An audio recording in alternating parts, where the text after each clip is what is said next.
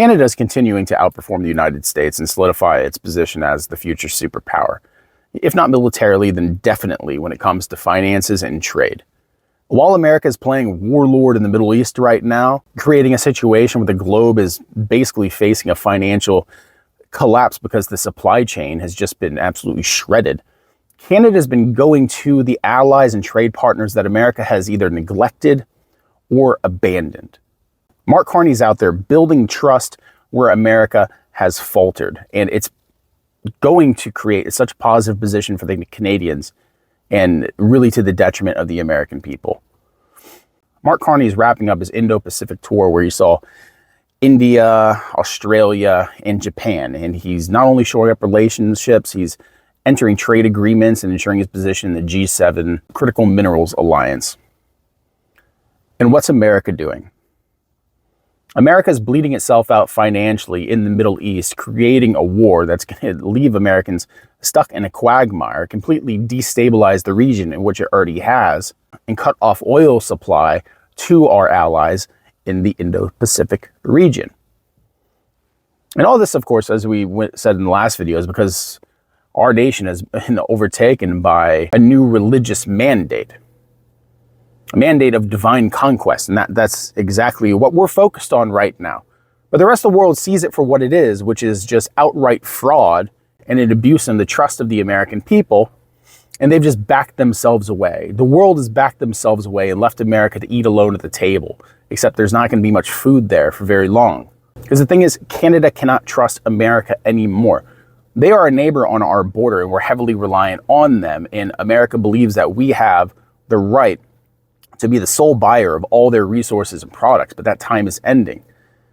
More than just being a destabilized actor or an asset that is a liability. For Canadians and Mexicans, most people look at the United States now as an existential threat. And I'm sure there's some sigh of relief as our military in the eye of this administration, like the great eye of Sauron, is focused on the one ring that is the Holy Lands, but it won't be there forever. And as the empire gets more desperate and as the empire gets more broke, it will lash out, as we're already seeing it does. So let's get into it and let's look at the data because it's kind of important here. Now, Canada just finalized a massive strategic partnership with Japan.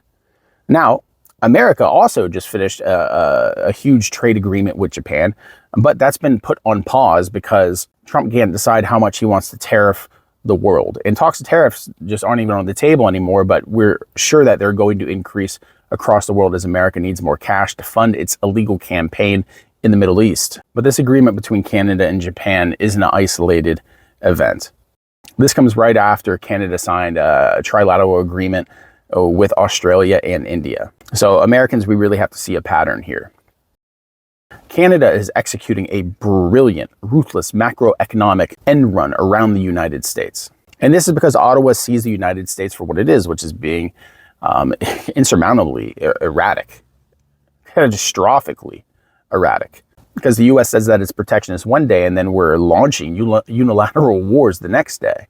America's become a bottleneck, and no one really knows what's going to happen in the future. So, like I said, the world is distancing itself. And Canada is positioning itself as a primary actor in the future New World Order. They're essentially rescuing our trade partners because they're acting as a firewall, protection from the fallout of America. The key resources, manufacturing and industry that Canada can offer, the consumer base that Canada can offer, can offset a lot of the damages that are being done to our former trade allies. So Mark Carney's telling Japan, India, and Australia, hey guys, come over. You know, we have the lithium, we have the nickel, we have the cobalt, we have all the natural resources. And most importantly of all, we're not trying to start a new war in the Persian Gulf. Because the thing is, Mark Carney knows this because he is a banker, right? This is what he knows. He knows that trade partners look for stability, not just in the short term, because that's not important. It's the long term, it's the long game. And that's not something that's in the focus of this administration. They only care about the news cycle.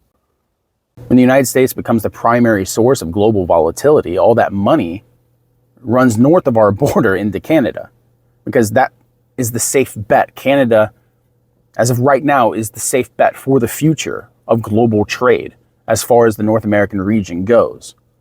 And Americans need to understand the consequence of this, because when the money flows out of the United States, or when the money doesn't come into the United States as it usually does, when these trade agreements and the promises of tens of trillions of dollars coming in to boost manufacturing in the United States, when that falls through, as it is because of the erratic behaviors of our administration, manufacturing goes away, industry goes away, our global trade goes away, and with those things come jobs.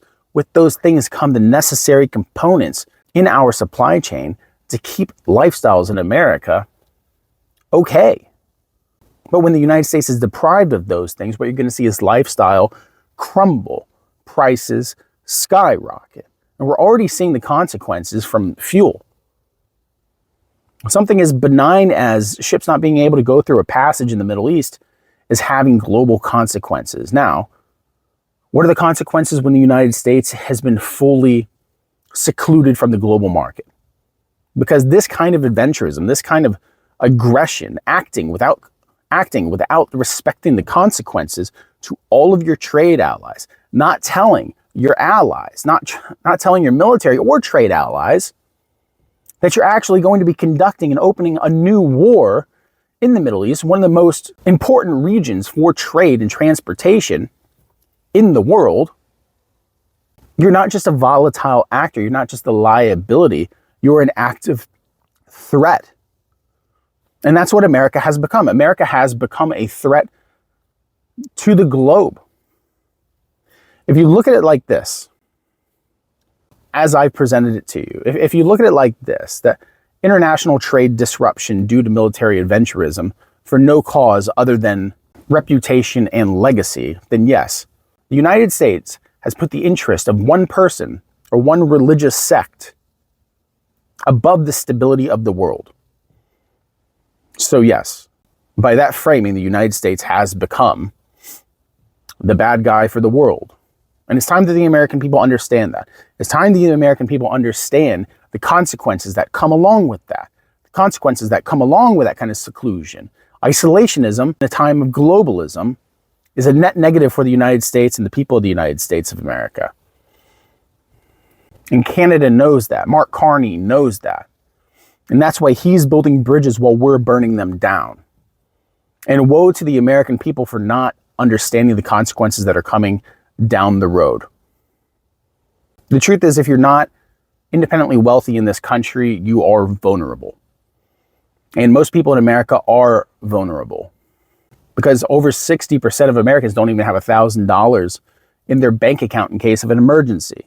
The rates of medical debt and bankruptcy are rising every day. And this is only going to get worse as this situation gets worse. We have to do an absolute clean slate and replace everybody in this administration and everybody in the House and in the Senate who supports this kind of global volatility, because it is the American people who will pay the price.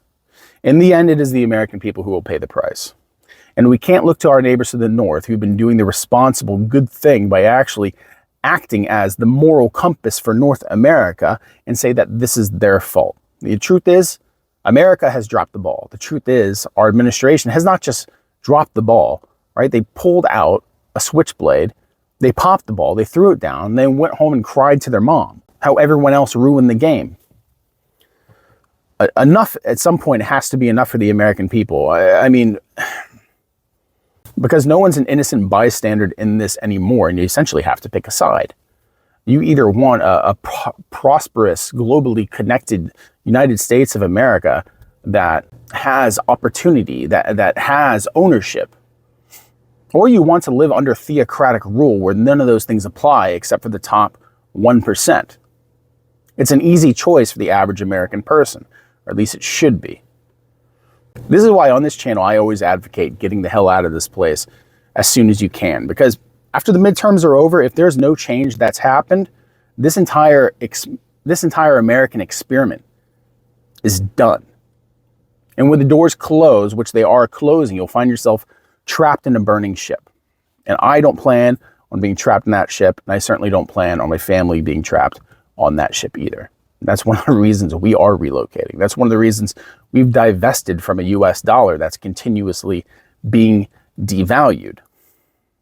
Because as we'll talk about later, The social safety net, in the meantime, while all this is happening, has been completely removed, and the most vulnerable people in the country right now are seeing themselves without any kind of resources. And if you are on the verge of something like homelessness, there's absolutely nothing to catch you anymore.